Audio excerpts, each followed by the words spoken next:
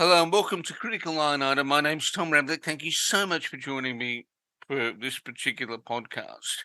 Now, in Australia, prior to Christmas, we had a particular incident up in Queensland where three people who have since been defined as terrorists by the Queensland Police killed two policemen and a civilian in what has been described as an act of terrorism that was inspired by premillennialism, was some form of extreme religious belief, enmeshed with a range of other factors.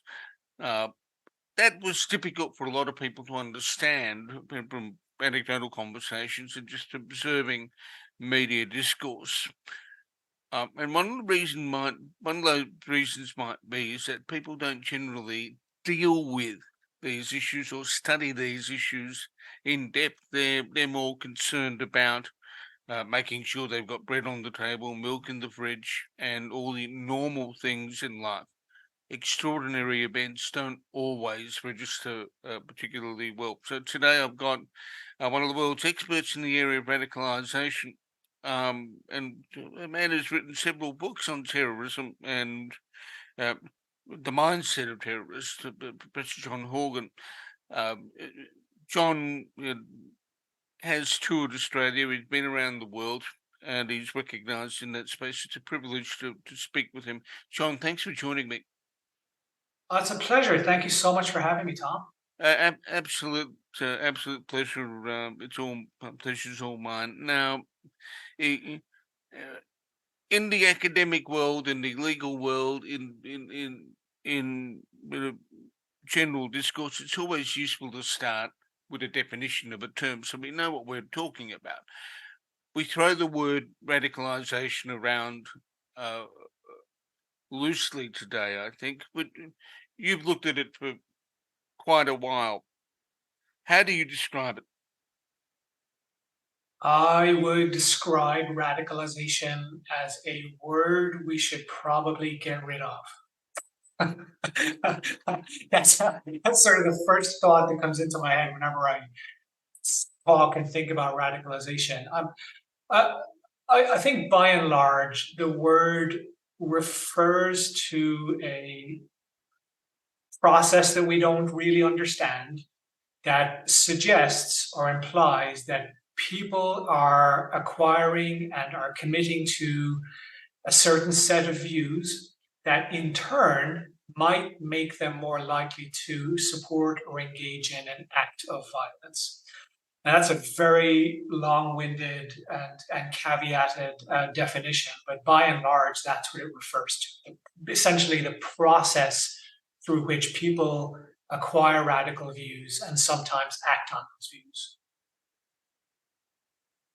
Um, that certainly is something that occurs in the context of terrorism, but people could be radicalized, couldn't they, and not be violent. They could just be people that have a particular view, and it's a view that even with alternative evidence, or rather evidence that their view may be wrong, they still hold on to it for whatever reason. I mean, it's not radicalization itself is not a precursor to or doesn't need to be a precursor to violence, does it?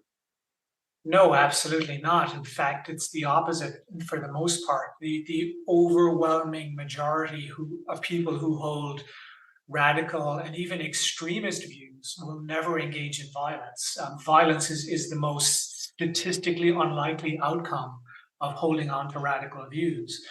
And unfortunately, and this is part of the reason why I think the word radicalization is so challenging and problematic now, because it is for good or for bad, it is synonymous with the process of becoming involved in terrorism, and that is it's regrettable. I think it has led to misleading policy formulation. I think it has led us down all kinds of um, um, um, um, rabbit holes and garden paths, or use whatever analogy you want, but it is largely proven to be an unhelpful concept.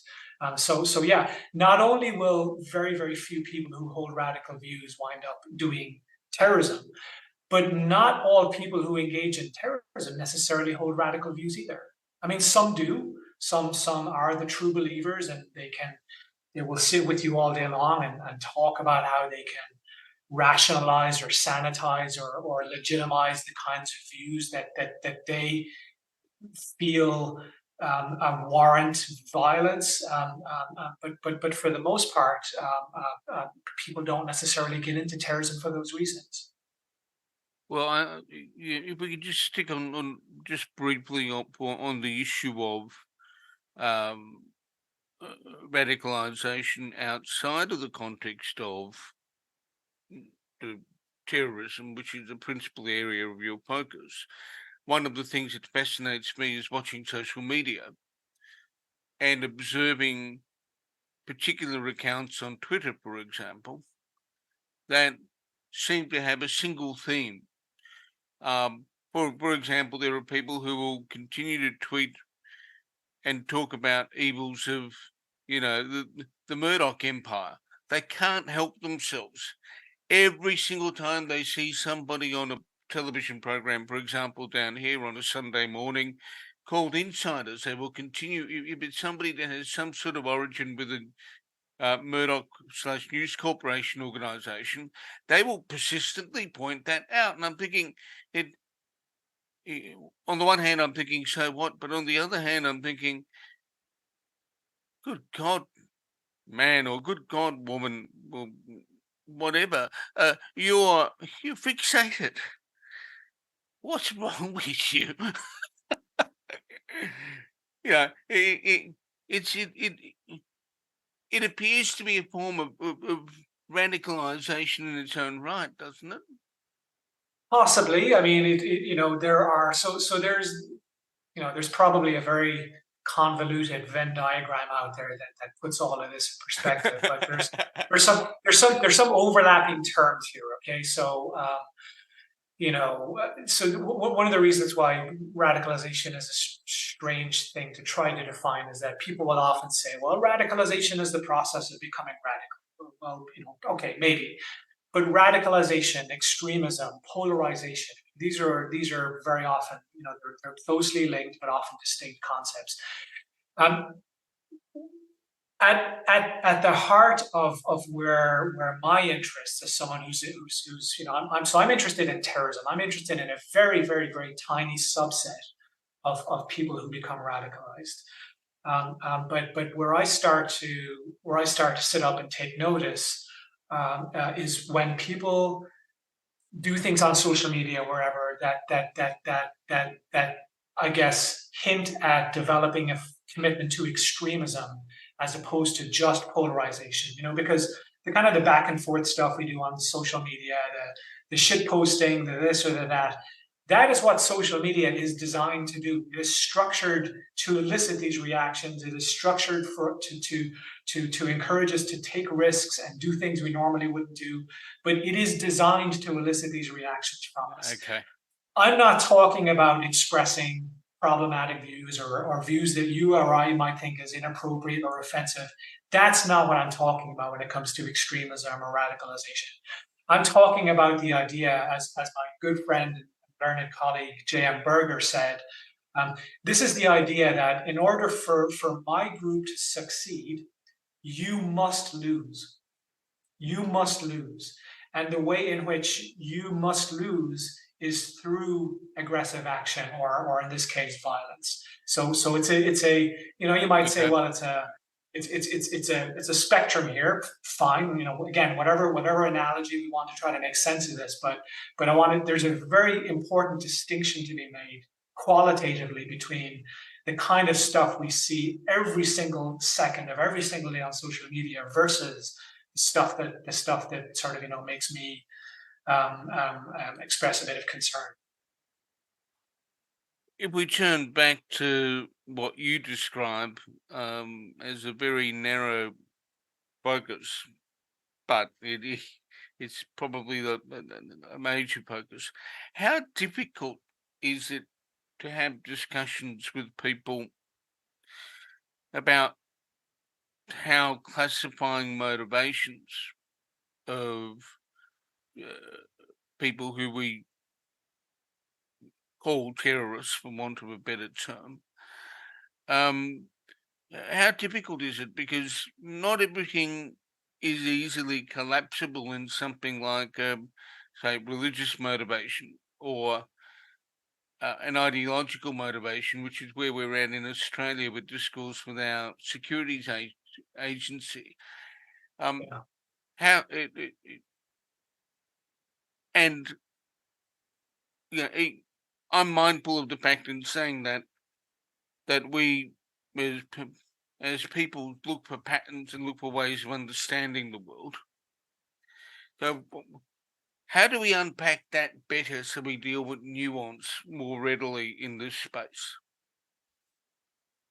Oh, a lot to unpack there. I would say the most important first step there is for us to be explicit and clear about what we're talking about. And I know that's easier said than done, but Yep. motivation is a very, very tricky concept indeed, because even for a person that seems to readily align themselves with a particular ideology, whether it's left wing, right wing, religious, or something else, what motivates that individual person might be very difficult to figure out.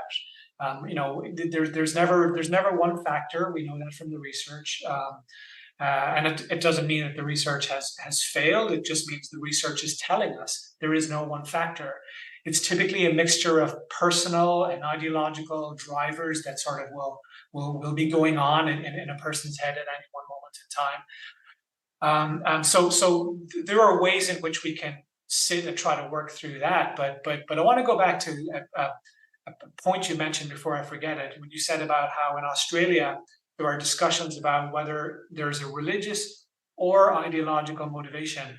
I'm very curious about the wording there because for me, I think that's a false dichotomy. Religion is a type of ideology. So it's not that something is religious or ideological. I mean, it's all ideological.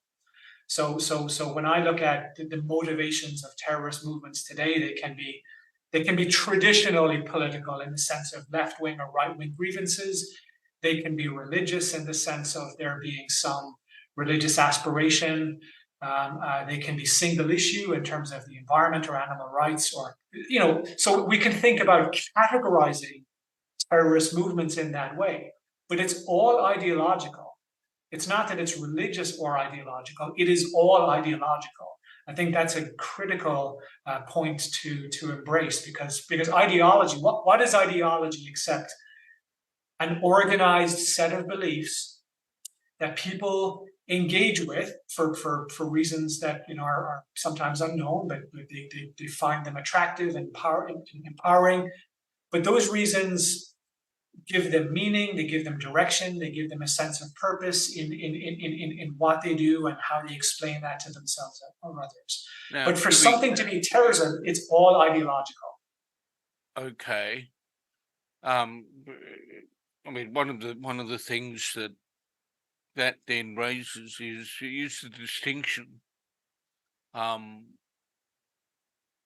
that certain ideologies, if we make the assertion that everything that the motivations that a terrorist might that might trigger a terrorist into action include an ideology and religion is a subset of that. Is it possible that people distinguish it because there's some holy book involved in a particular ideology as opposed to a political tract, or do the texts of religious movements serve a similar purpose to sort of Marx or something else? Is there any I don't real see any. difference? I don't see any good reason to distinguish those. I mean, if you want to sort of think about this from a historical perspective, I mean, the Bible has inspired more violence throughout history than any other book. I mean, I see religious text as simply one more source that is available for recruiters and leaders and ideologues to draw on to try to convince their followers into action.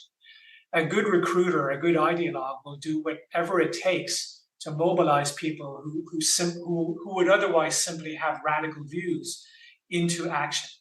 And so ideology can be very, very powerful, but ideology comes in many, many, many different forms. Sometimes it's explicitly religious. Sometimes it's a little bit religious and tinged with Islamophobia or xenophobia or something like that. But there can be many different combinations of, if you like, content that can be drawn on, depending on the cause, depending on the movement, depending on the aims, but depending on what the ideological orientation of the group is, they're going to draw on whatever suits them and their purposes. Having established that as a concept, as a key, if I can use the slightly academic term, having sort of established that claim, ideology, terrorism is undertaken as a result of an ideology. Ideology can be driven by a religious movement or religious text, but not necessarily. How should people looking at an event then try and understand the a particular event? Because each person, regardless of their background, will be looking at it through their lens. Someone who is Christian looking at something that happens in their climate that's caused by an Islamist might react to that differently to someone who is Muslim, who would react to it differently with equal abhorrence, but still probably feel that they've been offended by the person who's taken the terrorist action, because that's not what their belief may be intended for.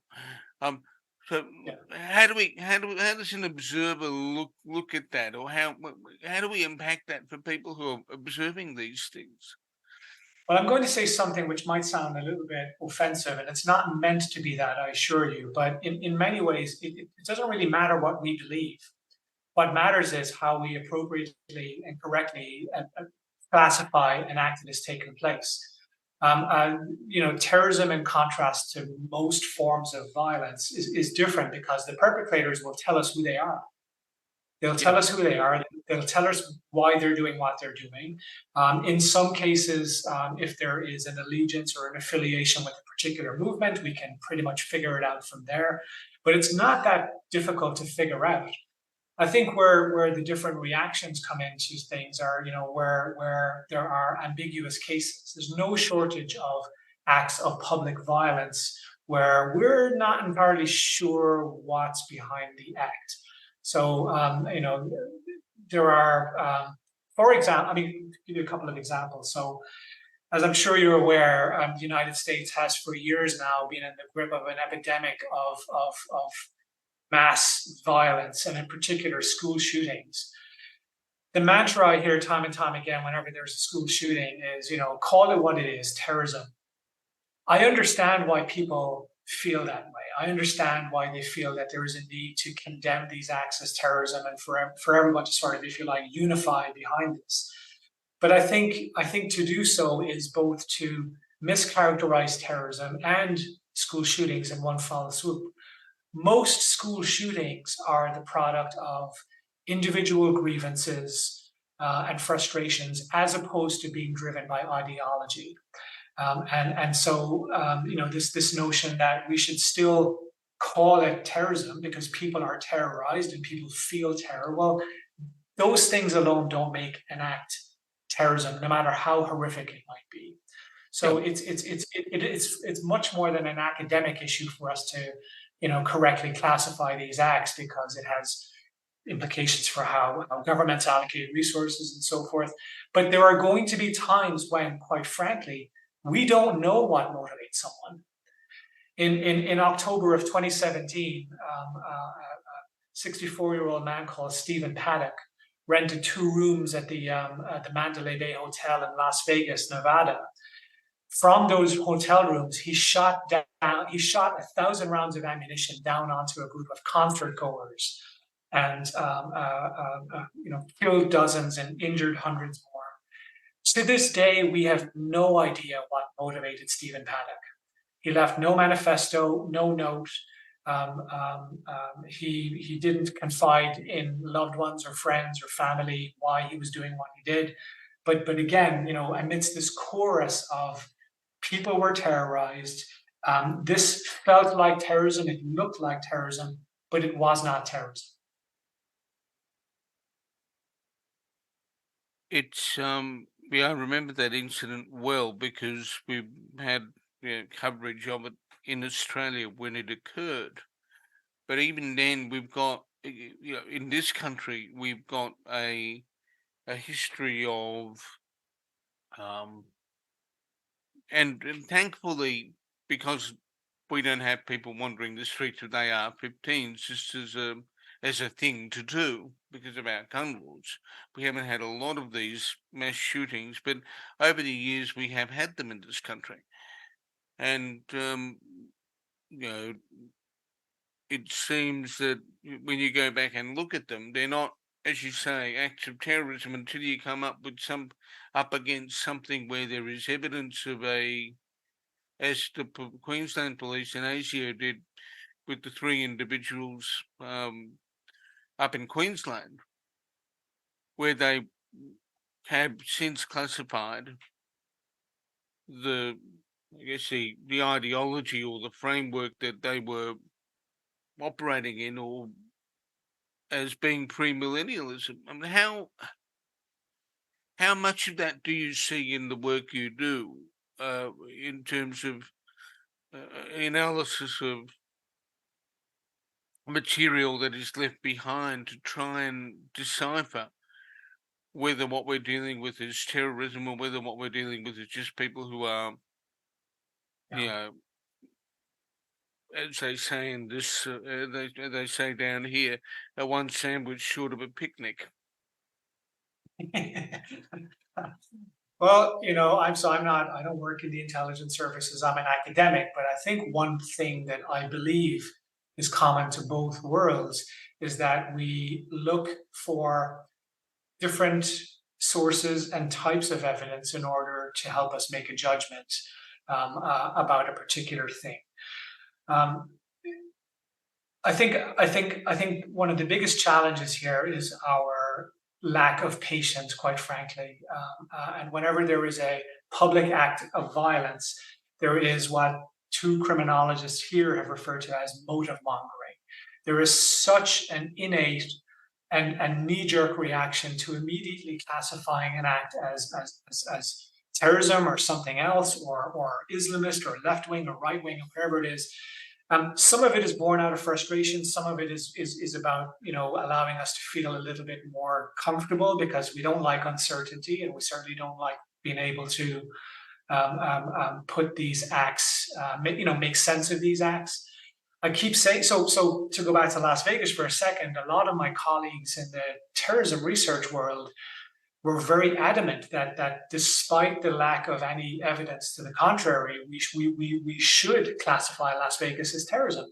And what I said was, if one day we find a manifesto or a thumb drive stuck up this guy's chimney, and it reveals him to have this anti-government tract or this ideological screed, I will change my views. But otherwise, I have to go where the evidence tells me.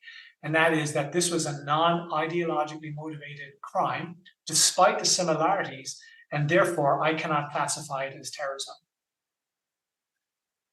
So to bring this to your local example, there are always going to be odd examples of things like that crop up. There are other odd examples from this side of the world would include, you may have heard of this, but the growing incel phenomenon, where violent incels are engaging in acts. So incels on the surface of it certainly wouldn't come to mind when in a discussion about radicalization or terrorism or anything like that.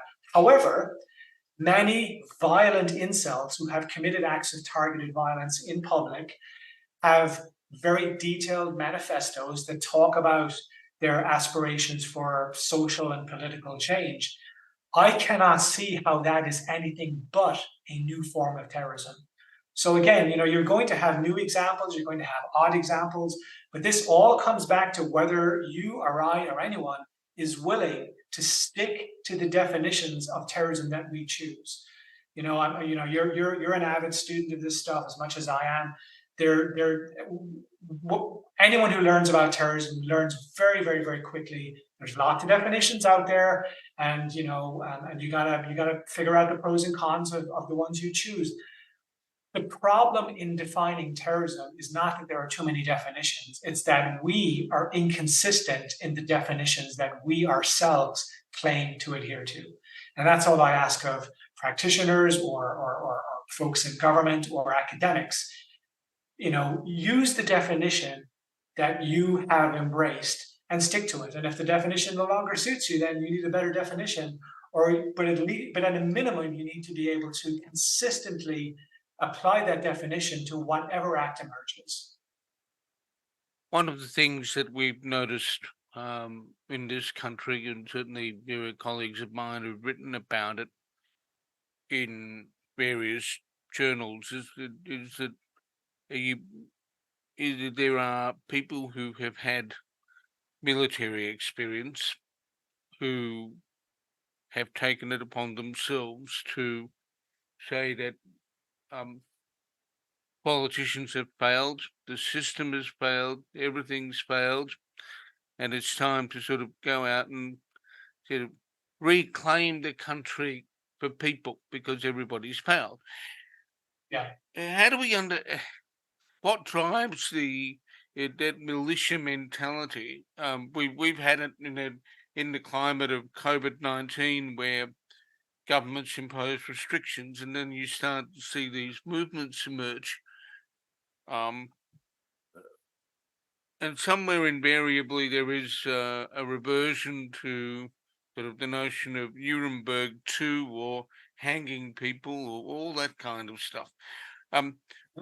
What drives that from your work and your observations, John? What drives that kind of thinking?